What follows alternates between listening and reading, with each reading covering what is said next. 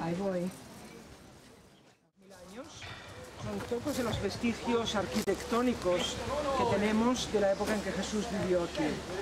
Por lo que se ha desenterrado, vemos que era un pueblo no muy pequeño, se calculan unas 200 familias más o menos, pero un pueblo pobre. Las casas están hechas de piedra de basalto, prácticamente sin cortar, puestas así unas encima de otras. Las casas se comunican unas con otras, no hay calles delimitadas, y el pueblo llega hasta la mismita orilla del lago. Era un pueblo que vivía de la pesca, y es el pueblo que más veces menciona el Evangelio, porque en esos más o menos 3 años que Jesús predica por esta región a orillas del lago, él vive de forma permanente en Cafarnaúm. Aquí vivían varios de los discípulos, Simón Pedro y su hermano Andrés. Sabemos otro discípulo, un tal Mateo, era el que cobraba un impuesto que se pagaba por el camino que pasaba bordeando Cafarnaúm, y está un día cobrando ese impuesto cuando Jesús le llama. Cantidad de manifestaciones, cantidad de milagros hace Jesús en Cafarnaúm, luego leeréis algunos de ellos. Lo que tenemos hoy día es lo siguiente, como digo, los vestigios de este pueblo, Cafarnaúm, la época de Jesús. Aquí este grupito que está parado, hemos encontrado en las excavaciones muchos aparatos de la agricultura, que quiere decir que aquí se molía el aceite, aquí se debía cultivar la vid también, porque hay presas para chafar el vino. Esa piedra de molino redonda que está colocada sobre un lugar donde se la hacían chafando las aceitunas.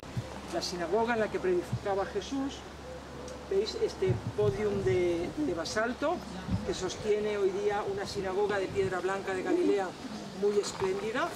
Esa es posterior, esa pertenece al siglo IV o V. La original del pueblo estaba construida, digamos, en el nivel de esta población.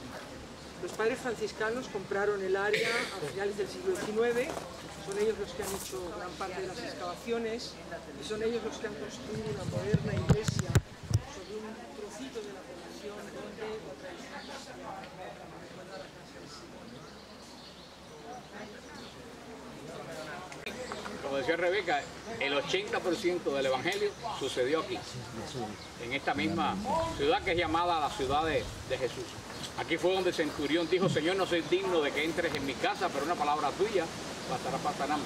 Aquí se resucitó la hija de Jairo. Aquí quitaron el techo para pasar el enfermo que traían en la camilla. Aquí donde Jesús le dijo a Pedro: saque el pescado y quítale de la boca la moneda para que pagues el...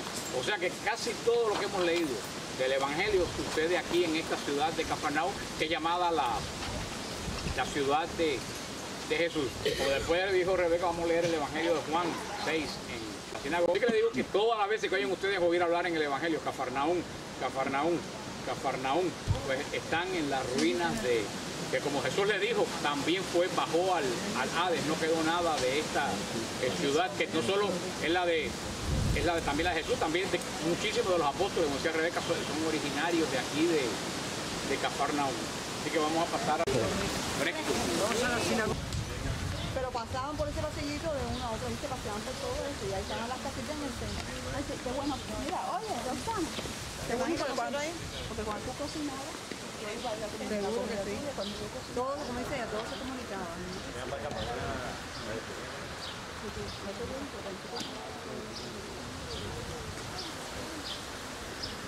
los más jóvenes que están arriba y los más viejitos y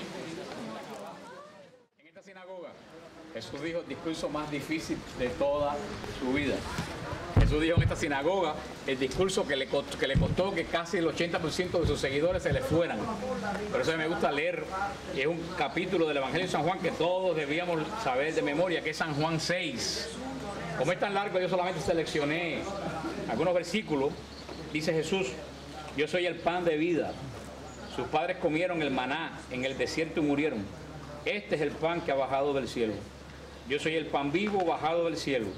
Si uno come de este pan, vivirá para siempre. Y el pan que yo le voy a dar es mi carne para la vida del mundo.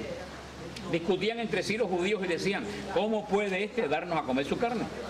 Jesús les dijo: en verdad les digo, si no comen la carne del Hijo del Hombre y no beben su sangre, no tienen vida en ustedes. El que come mi carne y bebe mi sangre tiene vida eterna, y yo les resucitaré en el último día, porque mi carne es verdadera comida y mi sangre verdadera bebida. El que come mi carne y bebe mi sangre permanece en mí y yo en él. Lo mismo el Padre que vive me ha enviado y yo vivo por el Padre, también el que me coma vivirá por mí. Este es el pan bajado del cielo, no como el que comieron sus padres y murieron. El que coma de este pan vivirá para siempre. Esto lo dijo Jesús enseñando en la sinagoga de Cafarnaúm. Muchos de sus discípulos al oír le dijeron, es duro este lenguaje, ¿quién puede escucharlo? Pero sabiendo Jesús en su interior que sus discípulos murmuraban, les dijo, ¿esto los escandaliza? ¿Y qué va a hacer cuando vean al Hijo subir a donde estaba antes? El Espíritu es el que da vida, la carne no sirve para nada. Las palabras que les he dicho son espíritu y vida. Desde entonces, muchos de sus discípulos se volvieron atrás y ya no andaban con él.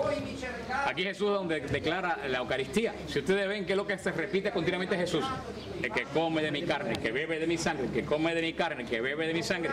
Mi carne es verdadera comida, mi sangre es verdadera bebida.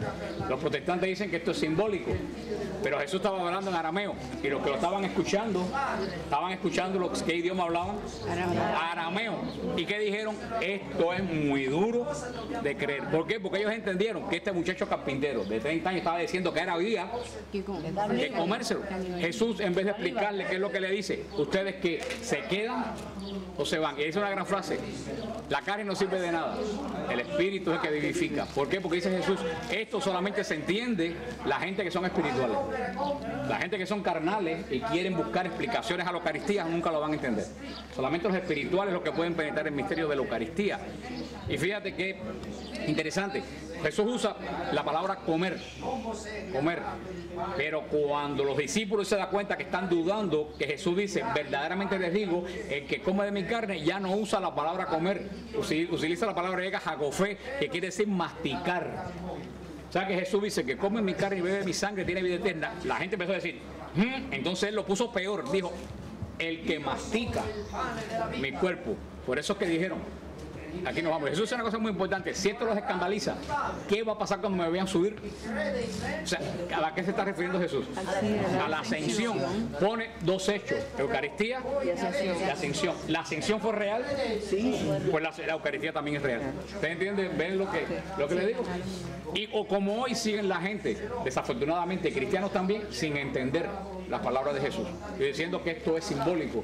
No es simbólico. Cuando Lutero sí creía en la presencia real de Jesús en la Eucaristía. Cuando Lutero discutió con Calvino, Lutero escribió delante de la mesa es verdadera. Y le dijo a Calvino, cuando ustedes nos demuestren que verdadero quiere decir simbólico, yo acepto que la Eucaristía es simbólica.